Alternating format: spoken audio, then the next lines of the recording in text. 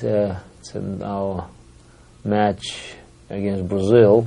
It was my last game in the tournament, and I played first 10 games in a row. So I missed only the last round when the victory was sealed already for the Soviet team.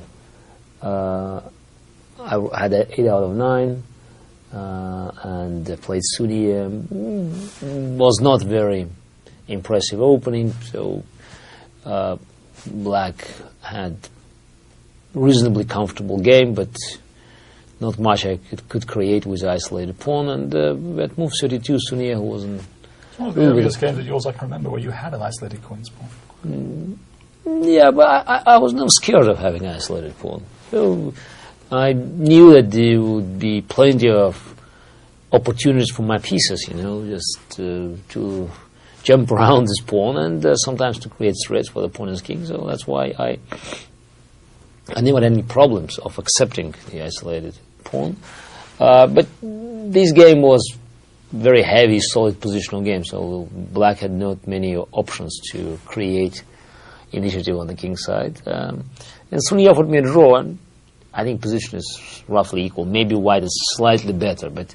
He offered you a draw. He offered me a draw. Yeah, okay. Yeah, he offered me a draw, but I discovered an interesting maneuver. So not that this maneuver is just changing the dynamics of the position, but it's always unpleasant for an opponent in time trouble to discover that a new opponent, a new piece of opposite color is joining a potential attack.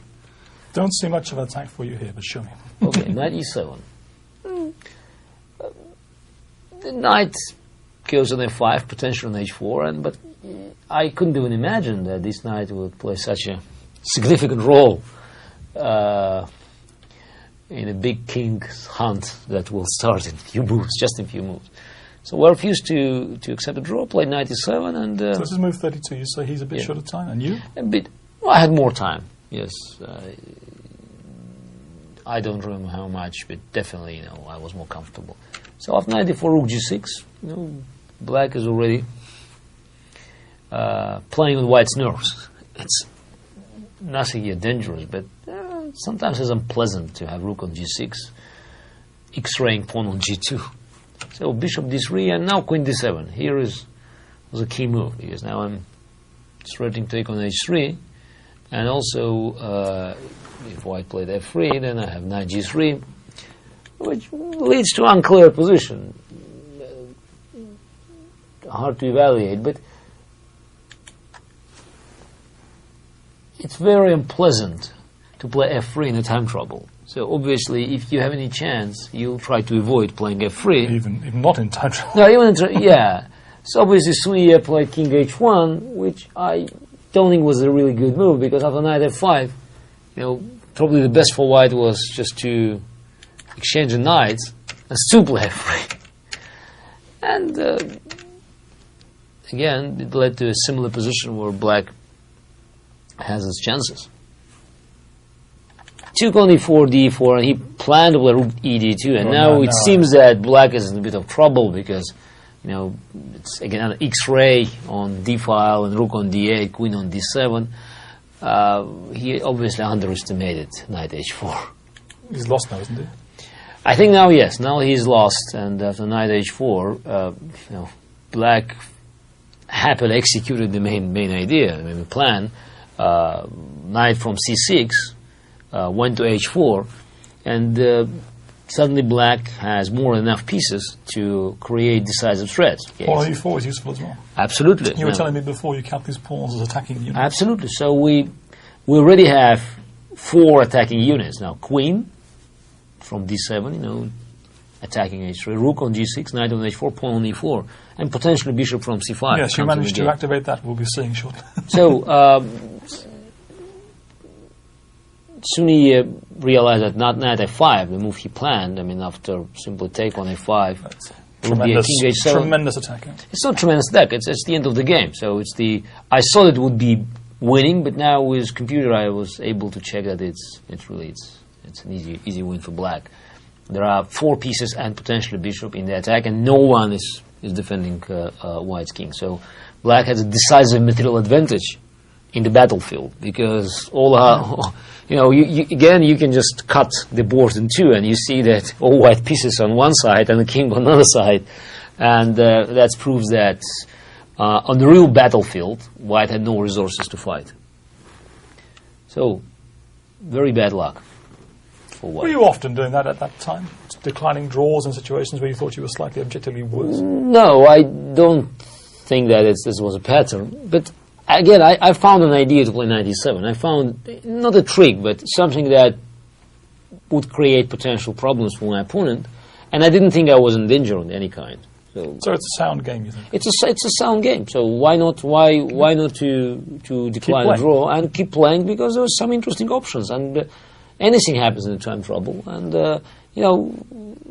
it was not a bluff. It was not an outstanding risk. It was a very sound decision. So after knight h4, Sunye changed the plan. He went on e6, but obviously, now black has already decisive material advantage. So knight f4, it's the unfortunate retreat. Otherwise, it would be even worse. So rook g5, and black is won. So, but after the king g1, I managed to calculate a very precise and unusual combination, and that's the reason I selected this game. If I found it during my analysis, I wouldn't dare. It would have been. It still was very nice, but. I had to seal the move here, and I sealed the move knight f3 check, seeing practically all variations, except with some minor details have been analyzed with my teammates, just within this 2 or 3 hours gap between two sessions. But I saw the main theme by sealing move knight f3, and it's very nice. I guess it's always a big pleasure to finish the game and the tournament, a victorious tournament, with the variety of mating combinations. So he played king f1. So after king h1 was the main line, bishop takes e3, and now after f takes e3, rook takes g2, rook g3. That's nice. Not unknown, but it's a very rare setup. Yeah. So do you remember some combination or study when you played that? Yeah. Somehow we played in my mind. It's sort of the music theme. So I saw knight on h4 going, knight is going on f3. So now I need rook on g3. It's sort of associative memory, and then you realize that it's happening. Actually, you can reach it. So when you see the final position. I don't remember any classic game, or even any game, where the exact. I've seen it before, the idea, but I can't actually think of an exact. Yeah, there were some games, but obviously of the very low, of the very low level. So it didn't happen in the games of professional players, as grandmasters. So even bishop e5 now is in that position. You just ignore that, don't you? Yeah. Take on h3. So bishop h2 and then smooth. Yes. So there's another option, knight e6, and among different. Winning moves, black could create another mating net. So if queen takes on e3, rook g2 mate, and knight g5, bishop f4 mate. So it's like in the movie, you have different scenes, but everything is connected, with one theme. And Sunye, I guess he also analyzed it, and he found that king h1 is losing so badly. He played king f1, and amazingly it's still bishop takes e3. So white has no choice. Now rook takes g2, and here is the only move. So he should play queen c3, otherwise, black puts two rooks on the second rank after queen b6, rook h2 and rook g2. And there's too much for white to handle. So queen c3, and now black has to be a bit more creative. King h7. That's important move. That's move I saw by stealing the move, because now black is avoiding king h7. No, you cannot go on g2 because queen c8, queen f5, perpetual. So that's very important. Then you have to play king h7, creating this threat, rook g2. And Sunye played queen c8 now. The other choice was queen b4, trying to attack pawn e4, and after f5, queen b5 to attack pawn f5, preventing rook g2. But then this pawn goes, forward.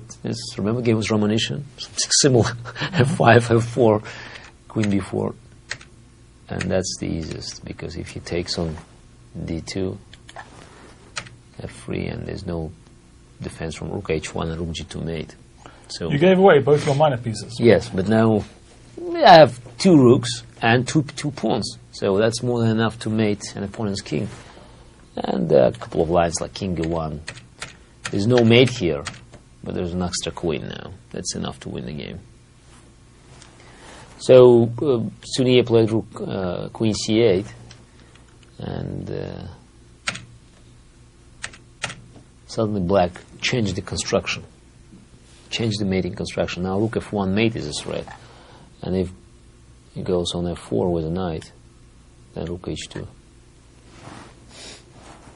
and mate.